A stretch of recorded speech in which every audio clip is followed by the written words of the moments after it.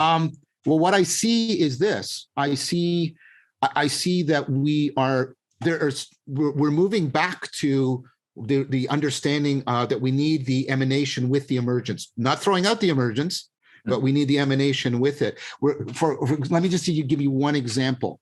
So when you in cognitive science, even in biology, we are getting to the point, and Aristotle would like this, and maybe even more Plotinus, where we understand possibility as a real thing.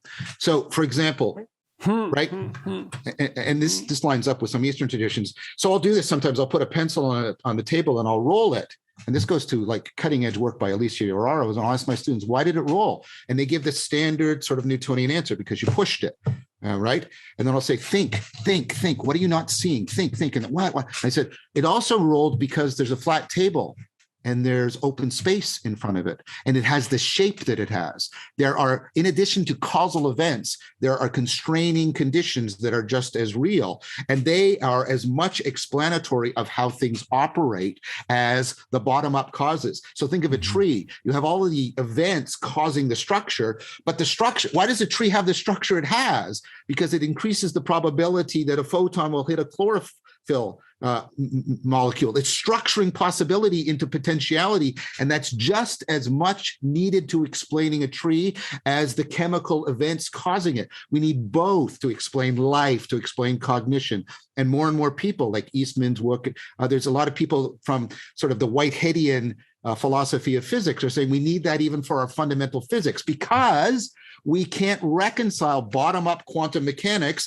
with top-down relativity. We can't do it and we keep trying to make it. It's got to come from quantum up to the relativistic, which is, top-down. But I would argue the fact that we've tried this strategy and we keep trying it for 40 years and it's failing is probably a reason to think that maybe we're framing the problem a fundamentally wrong way. And we have to think about, no. We have to give up a purely bottom up. We have to make the top down as real to all of our explanations. That's happening in the science right now. Now, to my mind, and I don't mean to be insulting because I don't want to be reductionistic, but that sounds a lot like a lot of the language I hear Jonathan using. And I agree, Jonathan, it's not identical, but you and I have good conversations around this. We can talk to each other. There's a chance of real communication, even communing. But that, I don't think that's specific to us. I think that's a very real possibility right here, right now. But it has to there's an opening up of the space that's happening now. And I think people who are tuned to it can notice it. And it does have to do with what you're saying in terms of this kind of limit of science and the problem of the observer and all of these realities that everybody's trying to deal with.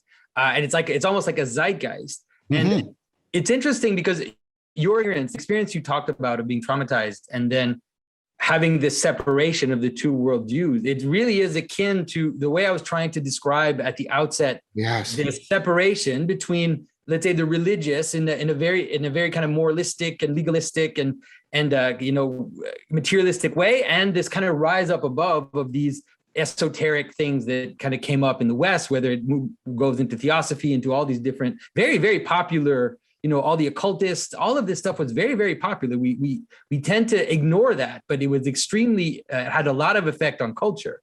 And so that's why it's interesting, because some people today, to me, will say things like, oh, you're saying occult things.